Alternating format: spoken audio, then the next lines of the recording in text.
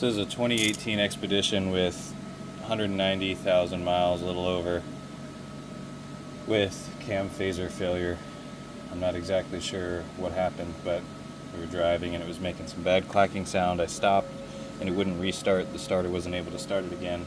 I've since been able to turn it over. I can't find anything in the top or bottom end that would indicate any issue mechanically with the pistons or connecting rods or rod bearings or anything like that. The leak down test showed only 3 to 4 pounds of pressure loss, so pretty good sealing.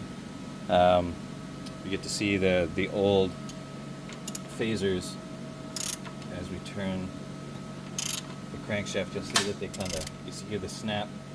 That's where you'll watch the gear wind up and snap.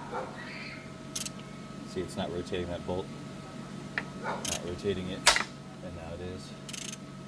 And this one will soon snap because now the cam will snap to its next position. And it seems to do it on both of the intakes, really. It's not the exhaust. Well, no, I'm wrong. It's the exhaust on the passenger side. I wonder if the exhaust on the driver's side does it. I don't think it does. Intake on the driver's side does it. And intake and exhaust on the passenger side do it. You make that click. I'll show you from the top.